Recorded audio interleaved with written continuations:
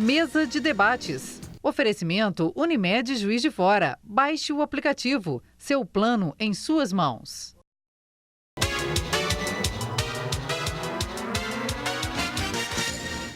Estamos de volta para esse que é o segundo bloco do programa de hoje. Rosane, perdão.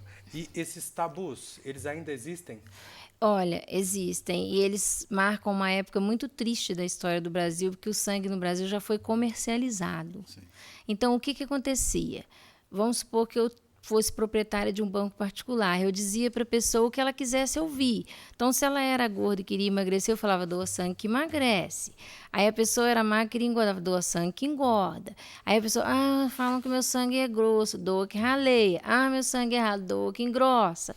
E aí tinha até, e a gente ainda recebe doador com isso lá, já, que fala que doar sangue vicia, que chega a época que a veia do braço dele tá pulando, que ele tem que doar sangue. Gente, a gente ainda recebe doador que pensa assim. E, na verdade, isso foi feito para quê? Para que a pessoa criasse o compromisso com aquilo, acreditasse que aquilo era verdade. E, na verdade, os grupos privados, infelizmente, tinham tudo menos o compromisso com o trabalho sério com sangue e precisou de que muita gente na década de 80 fosse contaminada, principalmente com o HIV, para que se descobrisse que tinha que se fazer uma política muito séria com o sangue no Brasil, como foi feita no mundo, e o Brasil segue muito a organização francesa, e a gente segue bastante, e acabou melhorando muito, mas precisou de que muita gente fosse contaminada, e infelizmente, muitas das pessoas que iam doar e que iam vender literalmente o seu sangue eram pessoas de níveis sociais inferiores e que, coitados, às vezes estavam tudo menos bons de saúde para doar. Não é assim como um preconceito, é como uma realidade social. Sim. Por que uma pessoa rica vai sair de casa para vender seu sangue? Ela não vai. Verdade. Até porque, vou falar uma verdade para vocês, predomina no grupo solidário que doa sangue voluntariamente pessoas de grupos sociais mais humildes. Solidariedade é uma coisa que me lembra até aquela história de que o rico não entra no céu, que tem gente que fala isso, né?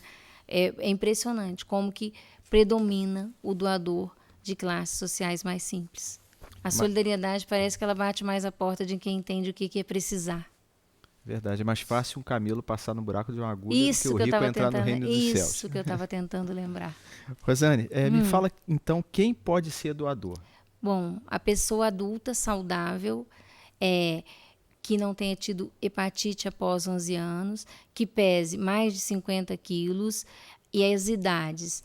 As idades são um jovem de 16 a 18, ele pode doar desde que retirando no nosso site o documento de autorização para pais ou responsável preencher, assinar e levando cópia da identidade desse responsável. Todas as vezes, enquanto ele não complete 18 anos, ele precisa fazer o mesmo processo. E as pessoas acima de 60 até 69 também podem doar sangue, desde que já tenham feito uma doação comprovada, porque eu não posso entrar com ele no cadastro como primeira doação acima de 60. Às vezes a pessoa morou em outro estado, já doou a vida inteira, mas se ela não tem um comprovante, infelizmente a gente não pode. Mas a idade, na verdade, hoje em dia é de 16 a 69. E é muito importante que a pessoa leve um documento de identidade original com foto. Eu posso conhecer o doador, já pode ter doado 30 vezes, mas se ele chegar sem um documento original com foto, eu não posso deixar doar. Mesmo que eu conheça, porque é uma exigência do Ministério da Saúde, e nada garante que não tenha nenhuma pessoa lá como um fiscal, vendo se a gente está trabalhando direitinho, e de repente me fecha, interdito o Hemocentro. Olha as cidades que dependem de nós enroladas. Sim. E como que é o critério para a doação no dia da doação? A pessoa, ela deve estar de jejum? De jeito nenhum. Ótima pergunta. Não se doa sangue em jejum, telespectador. De jeito nenhum. Segredo de uma doação de sangue: muita hidratação, antes e depois. E de manhã, se você for doar, toma o seu café normalmente, vai doar sangue. Só o almoço que a gente recomenda que espere 2h30, 3, mas não é porque você vai passar mal porque doou sangue e almoçou, não. É porque normalmente no almoço a gente come coisas mais gordurosas e elas acabam por interferir nos exames sorológicos que são feitos da saúde desse doador. Então é preferível esperar porque pode interferir nos resultados. Sim. Rosane, eu gostaria de saber, você falou assim, o Juiz de Fora ela é um polo de atração de várias atividades, Sim. comerciais, hospitais, Sim. de saúde, essa área toda. O Hemominas aqui, ele fornece sangue exclusivamente para o Juiz de Fora ou tem uma área de abrangência? E qual o nível de estoques atualmente que vocês têm? A abrangência nossa é grande, foi bom você perguntar. A gente atende os hospitais de Juiz de Fora, os pacientes que não precisam da internação recebem sangue no próprio Hemocentro e 26 cidades vizinhas, na direção de Muriaé, direção de Ubá, direção de São Lourenço, só para dar uma dimensão para o público. Então, são 26 cidades sob a nossa responsabilidade. E a gente tem, você perguntou sobre estoque, né? A gente tem uma demanda de comparecimento para atender a meta. A gente precisa que cerca de 160 pessoas compareçam por dia como candidato a doador. Porque nem sempre todos esses 160 vão poder doar sangue. Vai ter um que tomou um medicamento, vai ter um que não teve peso, vai ter outro que está com a pressão baixa, outro que teve pressão alta. Então, a gente trabalha com essa meta elástica, vamos dizer assim. E já adianto para vocês, é muito difícil o dia que a gente bate essa meta. Quando a gente passa de 110, a gente já fica feliz, porque é muito difícil passar de 110 doadores dia lá. Sim, imagino.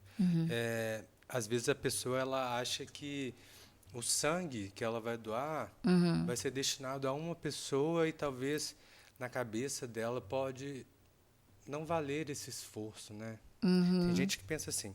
Mas é interessante que a gente fale que esse sangue, ele não vai para uma pessoa só. Ele pode ser usado de diversas formas. São 4 vidas. Porque antigamente se fazia transfusão total para tudo. Hoje não. Depois que a pessoa doa sangue, ele é dividido em 4 hemocomponentes. O plasma, que é usado para medicamentos ou para quem precisa da parte líquida do sangue, o fator, que é usado para medicação de hemofílicos, que inclusive nós tivemos, a gente mencionou há pouco, as mortes por descuidos com o sangue. Nós perdemos a família inteira do Enfio, né, os 3 irmãos que eram hemofílicos, por transfusão de sangue. Então, o fator é usado para medicação de hemofílicos, as hemácias para quem tem anemia, doença crônica, está fazendo radioquimioterapia, fez alguma cirurgia de grande porte ou vai fazer, e as plaquetas para quem tem problema de coagulação, também fazendo radioquimioterapia, transplante de órgão, espera de uma medula. Então, são diversas as demandas para esses hemocomponentes. Esse processo é todo realizado no Hemominas Juiz de Fora? Tudo, a gente fraciona ali mesmo, em todos os hemocomponentes, e aí depois tudo é destinado a quem precisa de cada hemocomponente. Eu tive uma ideia aqui, não sei se ela Adoro seria ideias. válida, mas eu quero expor para que a gente converse e ver se existe essa possibilidade. Pensando aqui nesses grandes eventos que mobilizam muitas pessoas e principalmente jovens, né? Você acha que se o Hemominas entrasse em contato com os produtores e propusesse que eles colocassem como uma opção de meia entrada, fez a doação de sangue, tem o direito à meia entrada? Você acha que isso daria certo? Eu queria que desse, mas nós estamos tocando num vespeiro. Vou te explicar qual que é o Me vespeiro. explica. É que a doação de sangue precisa ser altruísta. Ela tem que ser voluntária, não pode haver contrapartida. Entendo. Então, e o pior é que está acontecendo algumas contradições. Alguns concursos estão dando isenção a quem fez 2 doações no ano anterior. A pessoa que é cadastrada, por exemplo, no cadastro de medula, às vezes está conseguindo isenção em concurso. Então, está ficando difícil porque a lei está começando a ter brechas. Não que eu seja contra a pessoa ter a meia entrada, mas o que dá medo é de que, vamos supor, a pessoa ela quer a meia entrada. Vamos supor que foi eu e vai ter um show hoje, por exemplo, do Roberto Carlos. Estou dando um exemplo. Hoje é Dia dos Namorados, o Roberto Carlos vem em Juiz de Fora. E eu vou doar sangue. Mas eu preciso doar para concorrer ao ingresso, a essa meia entrada, ou a ganhar. Aí eu chego lá, de repente, se eu tenho alguma coisa, ou se eu uso algum medicamento que eu Posso sei que omitir. impede, eu minto. Eu omito porque eu quero ganhar. Então, quer dizer, o trabalho do altruísmo, como é que eu vou dizer? A prerrogativa dele é que a pessoa seja sincera. Então, quando alguém quer oferecer uma contrapartida, a gente pede que seja por comparecimento. Tentou doar, conseguiu. Não conseguiu, está concorrendo também. Sim. Para evitar, para tentar evitar. tentar, porque mesmo assim ainda pode acontecer. Sim. Mas é bem na verdade, difícil. a intenção é ótima, né, de trazer doadores, Sim. mas pode gerar problemas. Teve até um vereador aqui uma vez que teve uma ideia muito boa, partindo dessa que o Caio pensou, foi as meia entradas, e não pôde, por conta dessa questão da doação de sangue ter que ser voluntária. Sim. Mas se tivesse algum jeito de a pessoa não mentir, eu não seria contra, não. Acho que mobilizaria muito mais, que ia tocar-se mais no assunto. Com certeza. Bom, a gente vai pausar o programa mais uma vez. Até o final do programa a gente vai tentar trazer mais algumas tentativas de solução.